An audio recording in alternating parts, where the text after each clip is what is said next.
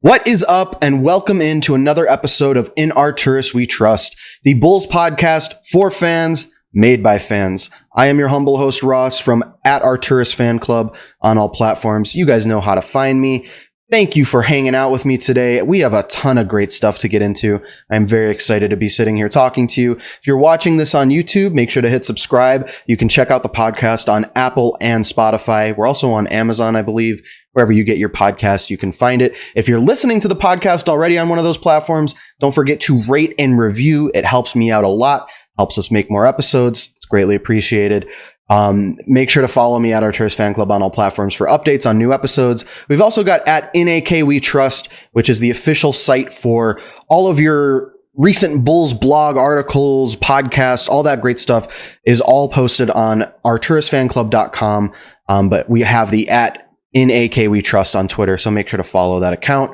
I now have a super fan club on YouTube. It is $4.99 a month. You can get exclusive videos, early access to videos, all kinds of great exclusive stuff, emojis, badges, all that fun stuff. And it supports my channel directly. So if that's something you're interested in, please take a look at that. All of the links for all of this stuff will be down in the description. Right now on the Super Fan Club, I have an exclusive video discussing the fit between Ayo Dosunmu and Coby White. Are we going to move Coby White? Can they play together? All that fun stuff is available for the Super Fan Club members, so make sure to go check that out. And thank you guys for hanging out once again. It's been a minute since I have uploaded a new podcast, but we are back. I'm going to try to make sure I upload the stream more frequently. And then obviously we'll clip these and have little clips on YouTube for each segment, so people can still get them in more digestible chunks. You know, everyone likes to consume their content differently, and I try to make sure that we have a little bit of spice for everyone. But like I said, there is a lot to get into today, and I think we're going to start with the NBA draft, which just concluded the other night. The Bulls selected Ayo Dosunmu with the 38th overall pick, and I've talked about this already on my channel, but we'll get into let's quickly just cover some of the facts about Ayo Dosunmu. He's a big shot creating combo guard. He's got great handles. He's long. He's tall. He knows how to create shots for himself. He's got a nice mid-range game. He likes the pull-up J. He knows how to attack the rim. He's a good finisher. He's good in transition. The biggest part of his game, he's a great defender, a great on-ball defender. He knows how to get around screens off ball. Very slippery, very pesky. He can get steals. He can get blocks. He's got some passing ability. That's not really the main part of his game. Sometimes can create turnovers when he gets a little bit too excited and tries to do a little bit too much. But like I said, he's got the handles. He's able to make the right read with the ball. Very dangerous, breaking down the defense and finding an open player or a cutting player to get them to the rim. So this guy has a ton of potential for the Bulls. We are very fortunate that he slid to us at 38th overall. I think a lot of people had him projected. I even scouted him in the late to mid first round. You know, I didn't think he'd be available there at number 38 overall. A lot of us were wondering if the Bulls would trade up for him or for another player. And no, AK stood pat. He stood right there at 38 and got the guy he wanted. And by all accounts, you know, the team seems very excited. Arturas Karnisovas has talked about how excited they are about his versatility, his defense, and importantly to mention, he is from Chicago. He's a Chicago kid. The fact that he's local is a plus. I know that some people were concerned that we were picking him because he's local. Listen, Ayo Dosunmu, like I keep saying, was a first-round talent. Okay? So him being local is just an added benefit. It's just another storyline for us to talk about. It is not why we drafted him at 38. We had a lot of options in this draft. Ayo Dosunmu was a great pick. Obviously, there's a reason he went second round. There are deficiencies to his game, but he has a chip on his shoulder. He is a very clutch player. A lot of Illinois fans, I'm sure, are listening to this right now. He was a clutch player in college. He wanted the ball in his hands at the end of games. He got people on their feet, and he will continue to do that at the United Center in front of his home crowd. So this is a player that I think we should all be very excited for. We didn't have a first round pick in this draft, but it feels like we did. It feels like we did because we got a first round level talent in Ayo Dosunmu. Please just trust me when I say there is a lot to be excited about. And if you don't trust me, well, guess what? You're going to have an opportunity next month during Summer League to watch the kid play. Summer League starting mid-August. We're going to be able to see Ayo Dosunmu, Marko Simonovic, Patrick Williams, and Devon Dotson and a few other players that I want to get into real quick. So aside from just drafting Ayo Dosunmu, the Bulls also made some additional moves with undrafted free agents. The first one was Ethan Thompson. They signed him to an Exhibit 10 deal. The Exhibit 10 deal basically allows the team, he can join the team for Summer League and preseason, but the team also controls his G League rights.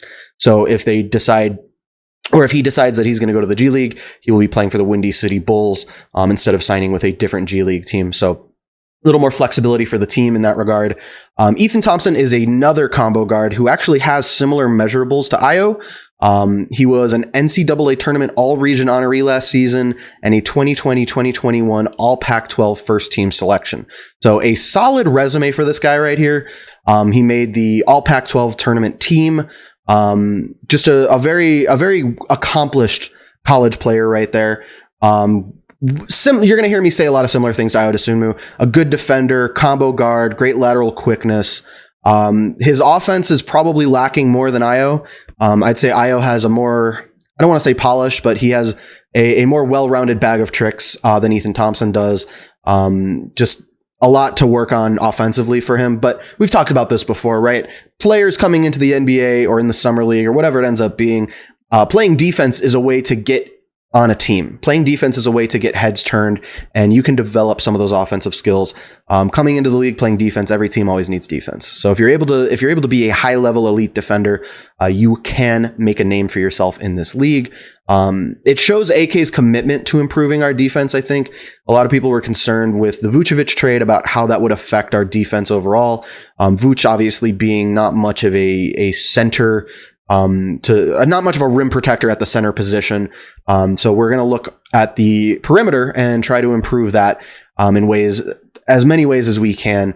So Ethan Thompson, a name to watch in Summer League. Who knows? Devon Dotson was able to stick with the team last season, even without Summer League. Maybe one of these guys that I'm going to talk about could stick with the team through Summer League. So another guy that the Bulls are inviting to Summer League is Ryan Daly. Another combo guard. So keeping with the theme here, this guy, on the other hand, was a volume scorer. He averaged over 18 points per game at St. Joe's. Not the most consistent shooter, but he can score at multiple levels. He has different ways to get to the rack. Not much of a playmaker or a passer, so it's kind of hard to determine how his game will translate to the next level. But he is able to defend pretty well. He's a solid defender. He gets steals, he gets blocks. It's just what position will he play, and how will they be able to work him into the lineup? So probably coming off the bench, I would imagine, in Summer League, and we'll just have to see, how his game translates. A lot of these guys, there's a reason that they went undrafted, and there's a reason they'll be playing in Summer League, and we'll have to see what kind of roles they can fit for themselves. It's kind of up to them at that point. Like you have to carve out your own role. You have to prove why you belong on that team and try to make it so you can stick with the team for the long run. So we'll see. Ryan Daly, another combo guard. The third and final guy we're going to talk about is Troy Baxter Jr., another guy being invited to Summer League by the Bulls. This time a forward. So we're trying to distance ourselves from the theme a little bit. He was the first player to win both the American Family Insurance High School Slam Dunk Competition and the College Slam Dunk title. So this guy can jam it. Okay, this guy is an athletic, maybe stretch four kind of player. He says he models his game after guys like Carmelo Anthony and Kevin Durant. He's a big fan of that one-legged fadeaway jumper that we've seen Kevin Durant and Carmelo Anthony patent throughout their career.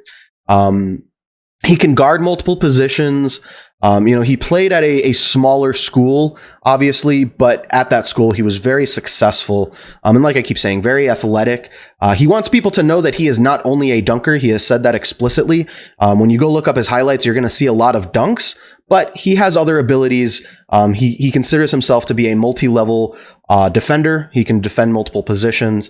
So he sees his game as being two-way, and we'll have to see in Summer League. Once again, carve out your own role, play your game, and try to turn some heads and impress the Bulls scouting staff. And I think that a player coming from a smaller school like Troy Baxter Jr., I think it shows you how much AK and Mark Eversley are scraping the bottom of the barrel to find all kinds of hidden talent. They're looking overseas. They're looking at small schools here in the US. They're looking right in our hometown in Chicago. So they are looking at every single possibility to improve this roster. I think that's very encouraging. It makes me happy, and it makes me realize how well, we already know how better this front office was than the last one. But if you had any doubts, if you had any concerns about the research that these guys do and their commitment to improve our team, this is the kind of move that should show it to you. We're not just signing guys for the sake of signing it. It's not drafting Eric Murphy. It's not drafting Cameron Bairstow. Like, these are players who are very successful and could end up being talented rotational pieces in the NBA. So we're not trading away picks for cash considerations either, right? We're taking the pick. We're taking in as much talent as we can to see what we got. So if you have any doubts, why are you listening to the podcast called In Arturas We Trust? I'm just kidding. But you know what I mean? If you have any doubts, I feel like this should be reassuring to you, the fact that they are committed to exploring all possibilities to improve the team. So definitely encouraged by that. Excited to see what we got with these players in Summer League next month. Stay tuned. I'll obviously cover it all right here on the podcast and on my YouTube channel, Arturas Fan Club, on all platforms, as always. Next up, let's talk about free agency. Free agency begins on Monday. Okay? We are close. We are so close. And I have gotten whispers in my ear that there is going to be some excitement and drama on Monday. Can't say much, but there are stories out there to talk about. The first one we've already talked about a little bit. The Bulls extended the qualifying offer to Lauri Markkanen. Doesn't mean a whole lot. They were always going to do it. It gives the team the most flexibility. If another team wants to sign and trade Lauri Markkanen, we could get assets back in that situation, and they could give him potentially more money if that's something they're interested in doing. If Lauri Markkanen decides he wants to sign the qualifying offer, it will be a continuation of his rookie scale deal, which is a very cheap contract. So for whatever reason, if he decides to do that, we could bring him back at a bargain. Not something I necessarily want to do, but it is what it is. And at the same time, the Bulls can revoke the qualifying offer at any point. So it's not like they are committed to signing Lauri Markkanen. I think a lot of people were concerned, like, oh shit, does this mean we're bringing back Lauri Markkanen? Like, what's happening? No, it doesn't mean that at all. It really doesn't change anything, in my opinion. And same thing with the Pelicans extending the qualifying offer to Lonzo Ball. It's the same situation. We all expected it. It's not new. It's not shocking news. It's more of a formality than anything. It gives the team the most flexibility. That's usually why teams do it, unless they want to clear cap space immediately. Generally, you will extend the qualifying offer to your restricted free agent, just in case there is a team that wants to get you into a sign and trade scenario. And once again, you can revoke the qualifying offer and clear that cap space immediately if that's the route you want to go. So for Lonzo, like I said, the Pelicans extended the qualifying offer to him as well. So he is officially a restricted free agent. We expected that. Not shocking. The Celtics and Raptors are also rumored to be interested in Lonzo Ball, in addition to the Chicago Bulls. And the Celtics and Raptors are trying to clear cap space desperately. The Celtics obviously have been making a bunch of trades. They got rid of Tristan Thompson.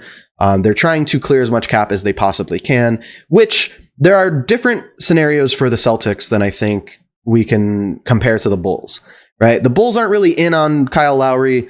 The Bulls aren't really in on guys like, Chris Paul, Goran Dragic, who he might be a free agent this offseason too. The Celtics, on the other hand, are looking for probably a veteran point guard that they can plug into the lineup and try to win with right now with Jaylen Brown and Jason Tatum.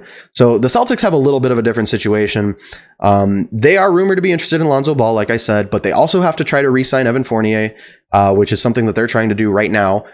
He wants the same amount of money as Lonzo Ball, from what I understand. So it's kind of a one or the other situation. Now, they do have Fournier's bird rights, so they're able to go over the cap to re-sign him, which Lonzo Ball, obviously, they would not be able to do. We will see what ends up happening with that situation.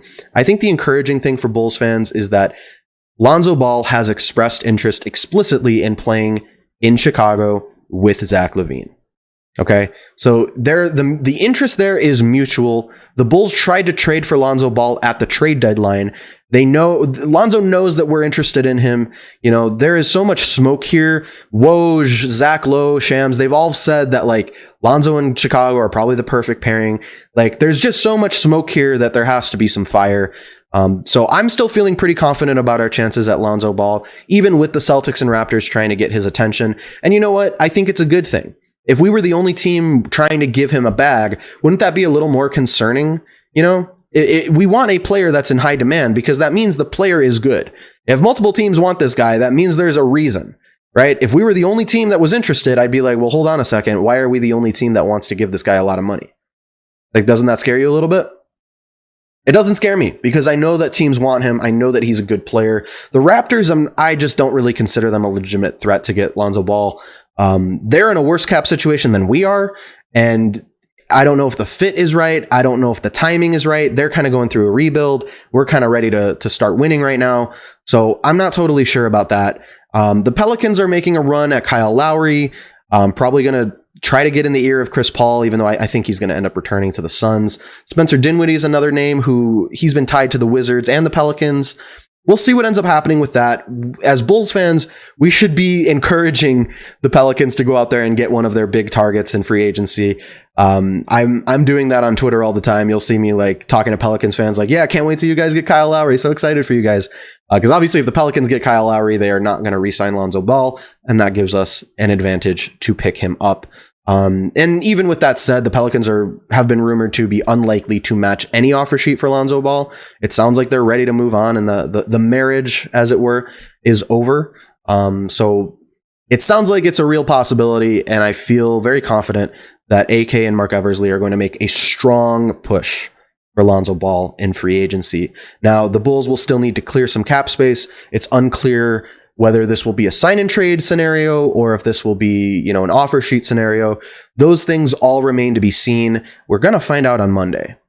I'm telling you guys, Monday is going to be crazy. I'm probably going to take tomorrow off because I'm going to need to just like get my mind right, relax, and rest up for the craziness that's incoming on Monday. I almost want to call off work. It's going to be a crazy, crazy day. So the other craziness that's going on right now, you guys remember Derrick Rose? He was a player for the Bulls a long time ago. Not many people knew him. You'd have to be there. Derrick Rose, supposedly, the rumor is interested in returning home to Chicago, and the Bulls are interested in bringing him back to Chicago, in addition to bringing in Lonzo Ball. So the current rumor is that the Bulls want to bring in Lonzo Ball and Derrick Rose. Now, a lot of people are wondering if the Bulls could even afford to do that. They can. If you guys remember, we had a video about how the Bulls could clear cap space to sign Lonzo Ball. We were able to clear about $30 million.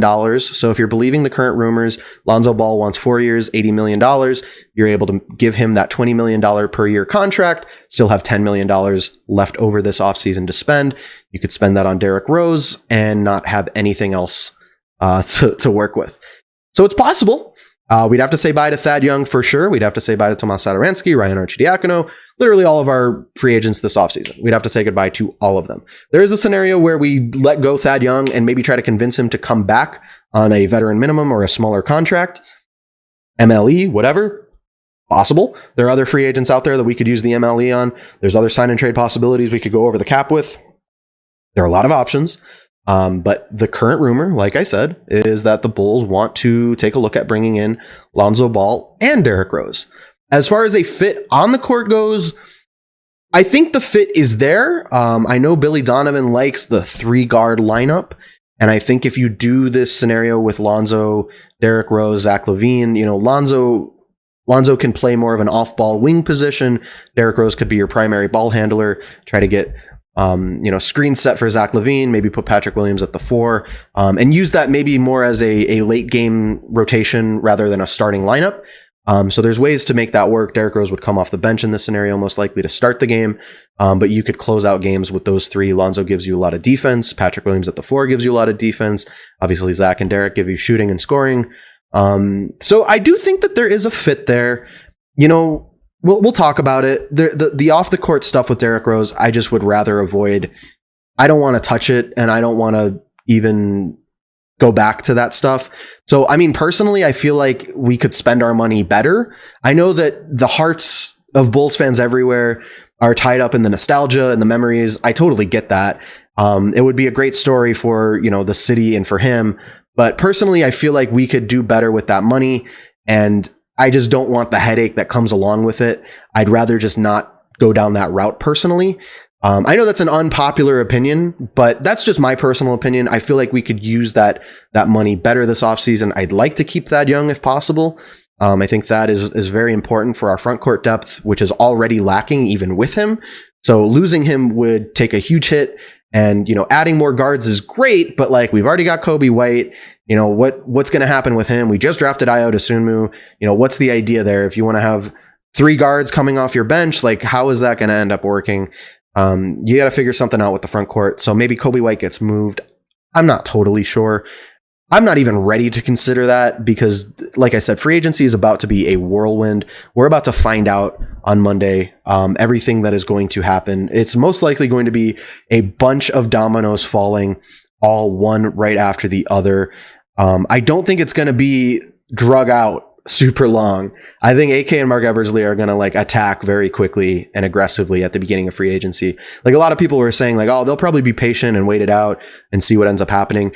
I disagree. I think they are going to be aggressive starting on day one, try to go out and make moves, get their guys and get the roster ready for next season. They don't want to wait. They don't want to let guys sign with other teams. They don't want to let the moment pass by. So I'm happy with that. I'm happy with the aggressiveness. We will see what happens with Derrick Rose.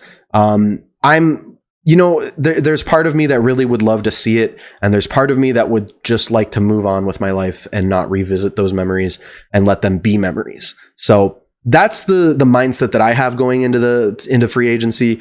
But everything can change on a whim. Who knows what kind of cap wizardry our AK and Mark Eversley will be working. There's a possibility that they're able to make this work and sign additional free agents. There are so many different avenues the Bulls will be considering to improve this offseason. So it goes beyond just basketball sometimes, though, with Derrick Rose. And I think it is important to mention that some fans will be alienated if the Bulls make that move. And that's not something I like to see, and that's not something we should do. So tough situation. Definitely the kind of thing that requires a more thoughtful and long-form conversation, which this is not the medium to do that. But my personal opinion, I think the money can just be spent better in general. I'd love to get Lonzo Ball, and I'd love to take a look at improving our front court depth. I'd love to bring back Daniel Tice. I'd love to keep Thad Young. So those are all considerations and things to keep in mind when the Bulls start looking at free agents. You got to remember that there are guys that are already on the team that we could pay and bring back and give them, the correct amount of money that they deserve, like a Daniel Tice, who we have his bird rights. We don't have to underpay to keep him. We can give him the contract that he deserves and keep him around and keep that rim protection there. So those are all things to consider. When you're signing an unrestricted free agent like that from another team, you tend to pay a little bit more. There's more of a premium because you're trying to convince that guy, this is the team you want to be with. We're going to give you the most money. We're going to give you the best fit. So bringing back a player that was already on your team when you have their bird rights sometimes is more advantageous than going out in free agency and overpaying or trying to convince a guy to take a hometown discount, which doesn't really happen that often. It's more of a fan bias thing than actual practice. Like, how many times can you name off the top of your head a player taking a hometown discount? It's very rare. So things to consider, things to keep in mind as we enter free agency next week, which, as I keep saying, is sure to be a wild ride. And this is your one-stop shop right here at Arturas Fan Club for all of the latest news about the Bulls, about Summer League, about trades, about free agent signings. I'm going to have it all. I'm going to be here balling. It's going to be a great time. And I will keep you guys posted on when we get some news and when some updates are available. For now, like I said, we've got a day to rest up and get ready and prepare ourselves for what is sure to be a crazy, crazy first week of NBA free agency. I think I covered everything. Zach Lavine, Team USA, he continues to show out, playing really good defense, getting assists, obviously showing off his scoring ability and shooting ability. Shout out Zach Lavine. He's definitely going to come into next season as a better player. I think I can say that confidently. I think Zach Lavine has learned a lot about how to play off the ball and how to play with other stars. Now that he has Nikola Vucevic and potentially a guy like Lonzo Ball, he's going to have a better understanding of how to play alongside those guys, keep forming chemistry under Billy Donovan. Should be very, very great for his development into a full-blown superstar, which I believe is a very, very real and near possibility for Zach Lavine. So shout out Zach Lavine. Keep doing your thing, man. We love watching you show out for Team USA. Go bring home the gold. And that, I think I will leave you guys with. Thank you again for listening, watching. Once again, make sure to rate and review the podcast if you're listening on Apple and Spotify. Give me 5 stars, man. I did a good job today. I feel like this was a good episode. And then if you're watching on YouTube, make sure to hit subscribe. Feel free to join the Arturas Super Fan Club. Exclusive videos. We've got one up right now. You can pick content. I have exclusive polls. You get first reply on comments. You get priority this and that. You get badges, emojis, all this fun stuff. Check it out. $4.99 a month. It helps support me directly. And you guys know how to find me at Arturas Fan Club on all platforms. And as always, we will talk very soon.